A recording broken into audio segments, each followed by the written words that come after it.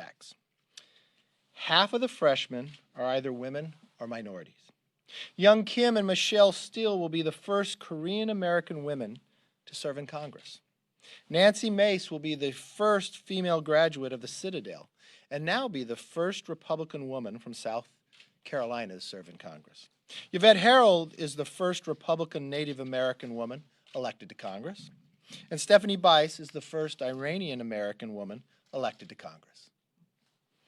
This makes me very proud as a Republican and as an American. It shows that the party of Lincoln is also continuing the legacy of the first black American to serve in Congress, Joseph Rainey of South Carolina.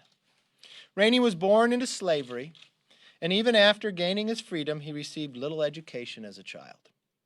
He was drafted by the Confederacy, but he escaped and went to Bermuda and started a business. After the war, he moved back to Georgetown, South Carolina, with his family, and in 1867, he became the chairman of the county's Republican Party. Just a few years later, he was elected in 1870 and became the first black American in Congress, where he worked tirelessly, fought for civil rights, education, and economic opportunity for all.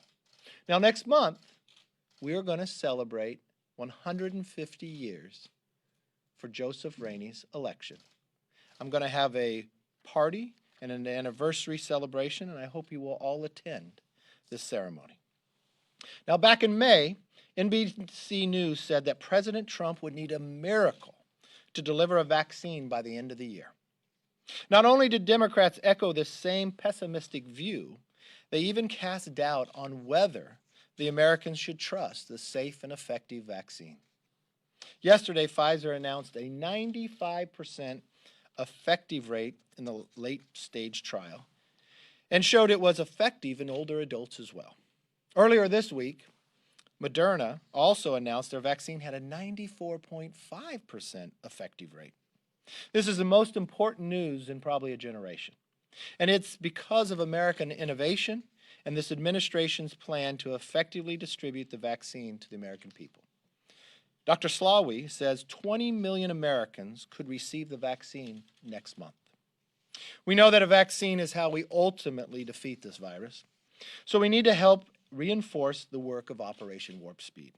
That is why House Republicans included $47 billion in H.R. 14, the commitment to defeat the virus and keep America healthy, which we introduced just last month. Now, when it comes to small business, as we promised vaccines would lift our spirits, small businesses across this country might not be able to wait that long. They have been asked to do the impossible and now are facing further lockdowns with no help from Washington. The Wall Street Journal recently reported that hundreds of companies that received PPP loans have filed for bankruptcy, citing the lack of additional stimulus payments as the pandemic wears on.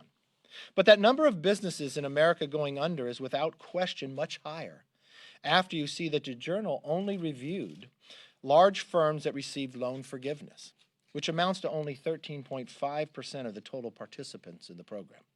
The Washington Post reported that nearly 100,000 businesses nationwide have already shut their doors permanently. There's no more time to delay. We must act now. We are in session. I call on every member in this chamber, especially the Democrat moderates who complained about Nancy Pelosi's failure in delivering a COVID deal, to sign Jamie Herrera Butler's Paycheck Protection Program discharge petition. There's already $138 billion in relief just sitting there. It's already appropriated. All we have to do is vote to free it up. Now, back in September, 23 so-called moderate Democrats wrote to their House leadership, urging for bipartisan negotiations with Republican colleagues. Every one of them signed this letter. They admitted that if Pelosi failed, that a discharge petition would be the only resort. Well, this was back in September. These were 23 Democrats. I take them at their word and at their signature. They're in session today. They can sign the discharge petition, and this could be done today. Help could be on the way. Speaker Pelosi's approach that nothing is better than something is wrong and everybody knows it. And the American people have paid the price for it. And now Democrats are clamoring to go home for the rest of the year. That's a disgrace. You signed a letter, you put your name to it, and you stated that if something did not happen, a discharge petition you would go to. Well, you know what? Nothing happened. Your leadership and Speaker Pelosi said nothing is better than something. And we watched hundreds of thousands of businesses shut down to lose their dream. We have $138 billion already appropriated, already sitting there. All it takes is your signature and follow through on what you said you would do. Now is the day, now is the time, and let's stop playing games and let's work for the American public. With that, let's go to questions. Yes, sir. Welcome back. Thank you. Appreciate it. Why is it appropriate for the president, as he did yesterday, to call a local election official who's involved in the certification of an election? And more generally, what is the end game here for the president? When these states certify their results, do you accept that this election will be over? I don't know who the president called, but the president is an American citizen. He can find out any facts that are going on. I know a number of members who call their election officials, ask how many votes are left, when's the count going to take place, are they provisional ballots, how many are within my district. We're still counting a number of congressional districts that are still out there that have not been called yet. Yes, at the end of the day, when every legal vote is counted, when every recount is finished, and every legal challenge is heard, yeah, people will accept what the results are. Yes, sir. Would you support any effort to delay certification by the states so that Republican legislatures could name their own electors to the Electoral College regardless of how popular vote turned out? I think I'm clear on all of that. I think every legal vote should be counted, every recount should be finished, and every legal challenge should be heard, and the states should finish their work. So they shouldn't go rogue. It shouldn't be rogue electoral electors. No, let them finish their work. Yes. Have you had a single conversation about COVID relief in any substantive manner in the last couple of days?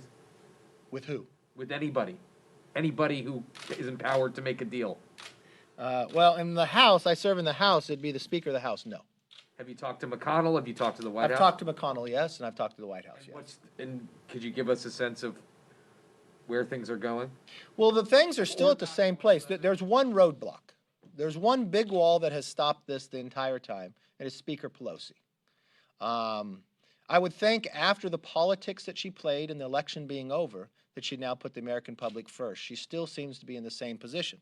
But the good news is you have 23 Democrats who put their name to a letter back in September who said, if you did not do your job, Speaker Pelosi, we would sign the discharge petition. So now if they keep their word, if their word is true and the letter is right, we can get at least PPP relief going. Yes? All of this while cases are spiking across the country and in Congress. There are still a number of your conference members that are not wearing masks around the Capitol. Are you concerned about that? And are you concerned that this virus might spread to your colleagues, keeping you all from getting things like the NDAA, government funding, and a COVID relief bill done before the end of the year? Well, I can continue to get concerned about the rise in the spike. I will tell you, I just went through 2 days of a conference where every single person wore their mask, except for when they were speaking. I think people have been very clear and understand the seriousness to this. I think that is why when we introduced our bill, H.R. 14, we added $47 billion more to help in any need that we can to make sure the vaccine moves further. It is a miracle that we would have a vaccine this year, just as everybody said it would be impossible. But Operation Warp Speed worked. Not just one vaccine, but now we're on the cusp of maybe having 3 vaccines. With a 95% effectiveness, no one dreamed or thought that that would be possible. Now, how do we get this safe and secure vaccine out to the country? The president has done a lot of work ahead of time, especially with that, and that's why we provided more money, utilizing the military that does this so well.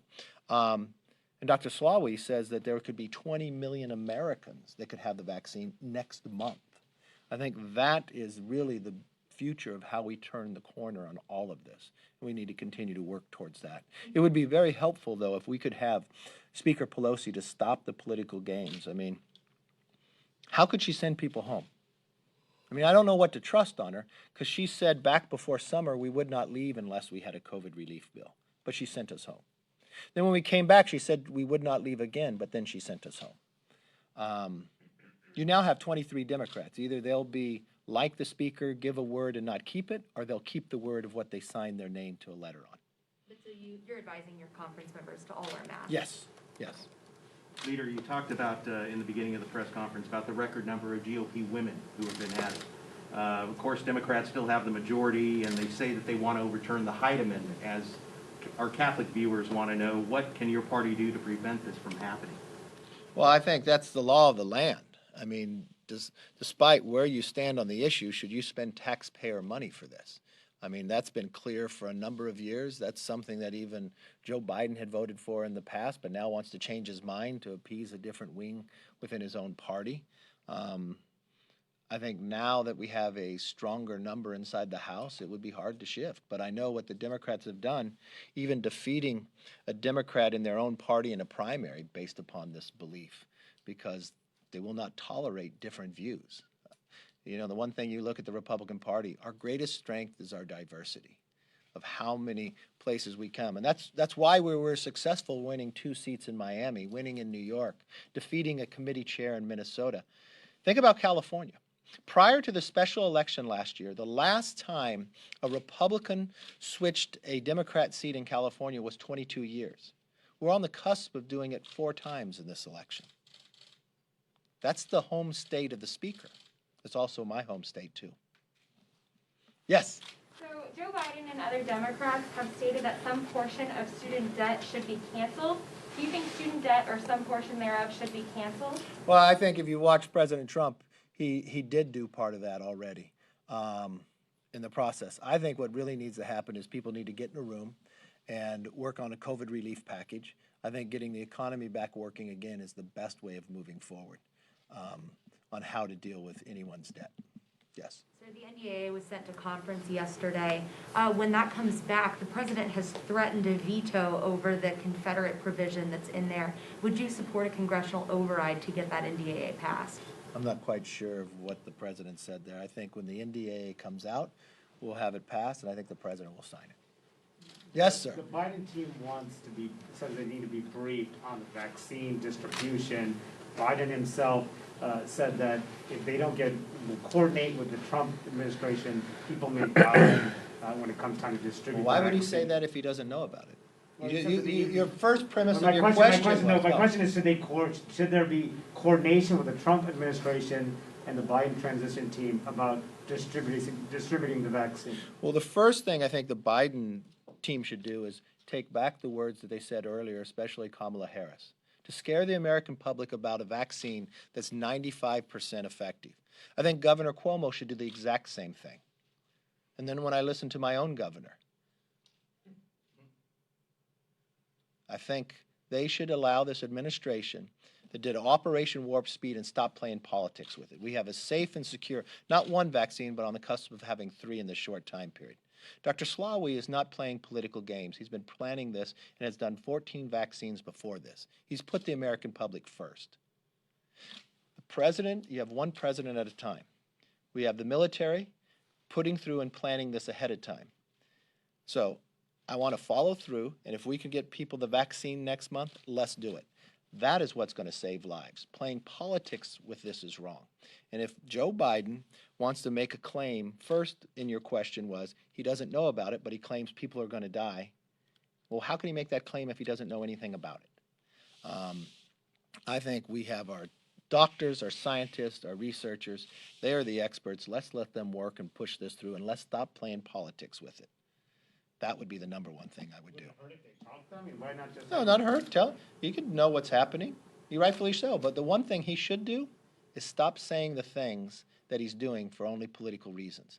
That is what's hurting the American public. That is what's going to have people to die if they're fearful of taking a vaccine that's 95% effective. And to play political games to delay it in a time that it's spiking, I think he knows better than that. Yes.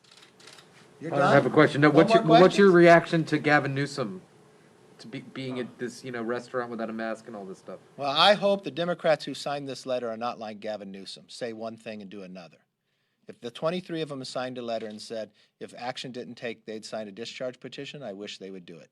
What's concerning to me is who was around the table, too, from the Medical Association, and then to say at the very beginning that they were outside, they weren't even wearing a mask. I mean, I know what Gavin Newsom has said before. He's told us in California, even if we're out to eat in the last month, we'd have to wear our mask, take a bite, and put the mask back on. I think he lost a lot of credibility with Californians. Are you having a small Thanksgiving or a large Thanksgiving? Well, it's my wife and daughter. I'd call that small. Yeah, that's it. Small. Well, I got my dogs, too. Teddy and Cash will be there, and they'll get all the extra food. So I wish you all a very happy Thanksgiving, and I hope we do not leave until we get this discharge petition and get it done, and we could actually get it done today. Thank you very much.